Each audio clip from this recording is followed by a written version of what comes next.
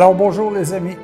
Et vous savez, il y a autant de richesses à explorer, à scruter, à méditer l'Ancien Testament que le Nouveau Testament et que toutes les paroles qui nous ont été redites par la suite dans différents maîtres de la réflexion et de la pensée.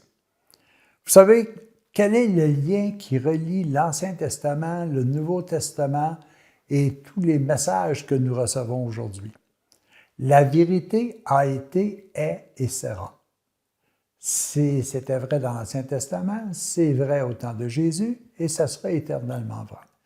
De plus, il y a un élément qui est excessivement important, c'est que les activités de l'Ancien Testament, comme du Nouveau Testament, et comme les activités d'aujourd'hui, sont encore toujours les mêmes.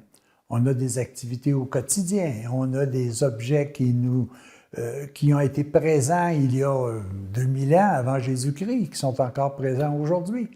Alors, à chaque instant de notre histoire, Dieu a parlé aux gens d'une façon où ils puissent comprendre dans quelle situation ils étaient et comment ils pouvaient devenir davantage heureux, bien heureux même. Et puis nous avons ici un exemple qui est intéressant avec le prophète Jérémie qui a vécu environ 600 ans avant Jésus-Christ, au temps où il y avait un peu les habitudes qui avaient été créées par la déportation qui avait lieu en Égypte, l'esclavage en Égypte, avec aussi toute cette amoncellement ou cette façon de comprendre la spiritualité qui était quelque peu idolâtre, si vous voulez, du peuple juif. Alors, notre ami Jérémie vient tout simplement rencontrer les gens de son temps et voici ce qu'il leur dit dans ce que moi je vais appeler une parabole des pierres cachées dans l'argile. La pierre est importante au niveau de liturgie. On dit très bien, vous entendez Jésus qui dit « Tu es Pierre, et sur cette pierre, je bâtirai mon Église ». En plus, on dit qu'il y avait la pierre angulaire. On l'a mis comme étant représentante du Christ qui unit l'ensemble et qui fortifie la structure des êtres qui vivent sur un peu les deux nationalités, la nationalité divine et la nationalité terrestre. Alors, écoutez bien ce que dit Jérémie, puis je vous reviens par la suite. Alors, la parole de l'Éternel fut adressée à Jérémie. Prends dans ta main de grandes pierres, cache-les. Ça veut dire, prends dans ta main la vie spirituelle, cache-les. En présence des Juifs, dans l'argile du four à briques qui est à l'entrée de la maison du Pharaon, qui est à l'entrée de la maison, ce que moi je pourrais vous dire, de la maison matérielle. Cette pierre, cette vie spirituelle, elle est à l'intérieur de chacun de nous. Elle est à l'intérieur de la porte d'entrée du Pharaon. L'Égypte, à ce moment-là, était le symbole, si vous voulez, de la matière comme telle. Tandis que le peuple juif, qui était le peuple élu, était davantage axé sur la spiritualité. Les deux, au temps de Jérémie, étaient en difficulté. D'une part, parce que le plan matériel des Égyptiens n'était pas ce qui était durable, tandis que le plan ou la façon de concevoir la spiritualité des Juifs était rendue beaucoup trop idolâtre. On était rendu à adorer, si vous voulez, bien des choses, y compris la matière, par rapport à ce que Dieu avait dit à notre ami Moïse il y a quelques 1200 ans avant sa venue. Et bien longtemps avant la venue de Jérémie également, tout ça s'était détérioré. Alors il dit, écoutez bien, ces pierres-là, cette vie divine-là, cache-les à l'intérieur parce que vous devrez vous rendre compte des actes que vous avez eu comme habitude de prendre du temps des Égyptiens, mais que vous avez malheureusement l'habitude de le vivre de façon contraire à la loi de Moïse qui vous a été donnée, au temps des Juifs, au temps de à peu près 600 ans avant la venue du Christ.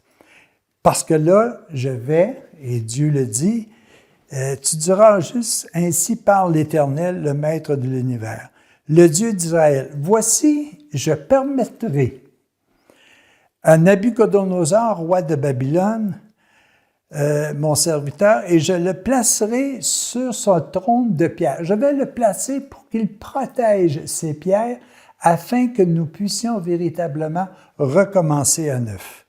Et là, il dit une phrase qui est importante. Ceux qui pensent à la mort seront détruits par la mort, seront détruits par la vengeance. Ceux qui pensent captivité seront malheureusement déportés. Et ceux qui vivent par l'épée seront détruits par l'épée. Alors, tout ça, c'était pour dire, écoutez, on en est rendu au point où on doit vous laisser libre des responsabilités, de la responsabilité des actes que vous avez commis. Que ce soit en donnant plus d'importance à la matière qu'à la partie divine, ou même parce que vous utilisez mal, et là il s'adresse davantage aux Juifs, vous utilisez mal la nature divine qui vous est donnée.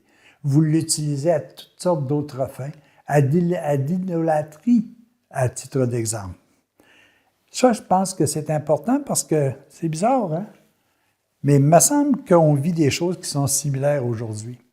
Il y a un peu d'Égyptiens à l'intérieur de nous pour l'importance que l'on donne à la matière qui est limitée dans le temps. Mais nous avons aussi une conception un peu, et même, je dirais, très erronée de ce qui est la vie spirituelle à l'intérieur de nous. Pour ceux et celles qui, d'abord, y croient, d'une part, et pour d'autres qui y croient en disant « ben moi, je me suis créé énormément d'autres dieux ». Alors, Jérémie venait tout simplement à dire, comme bien des prophètes de nos temps modernes, « Attention, la matière, vous devrez vivre avec ses conséquences. L'idolâtrie ou le fait que vous adorez le prestige, que vous adorez la puissance, que vous adorez l'argent, vous en faites même des dieux, cela ne vous mènera pas au bon port. » Alors, Jérémie disait ça il y a 600 ans avant Jésus-Christ. Jésus est venu sur la terre. À ce moment-là, il nous a dit la même chose. Et puis aujourd'hui, est-ce que nous ne vivons pas des situations qui sont similaires? C'est important que l'on soit capable de bien réfléchir à ça et de dire, malheureusement, on se laisse prendre par nos habitudes, par notre façon de voir, alors qu'en réalité, nous devons donner moins d'importance à la matière, plus d'importance à la vie spirituelle. Ça n'a pas pour effet de dire que nous devons refuser la matière. Au contraire, nous devons l'utiliser, mais convenablement, pour le bien-être de chacun de nous, pour le bien-être de ceux et celles qui nous entourent. Alors, je pense que c'est important que l'on soit capable de dire, peu importe ce qui arrivera, Dieu va toujours s'assurer de protéger les pierres fondamentales de sa nationalité divine.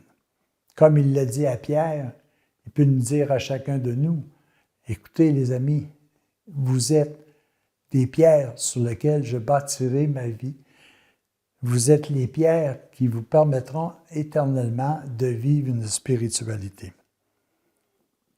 Pourquoi ne pas renouveler l'alliance que Moïse nous a donnée? Que nous ne puissions pas mettre en pratique tout simplement ce qu'il nous a dit de faire et ce que Jésus est venu nous redire maintes fois. Ce sont les seules façons d'être véritablement heureux. Les amis, à la prochaine.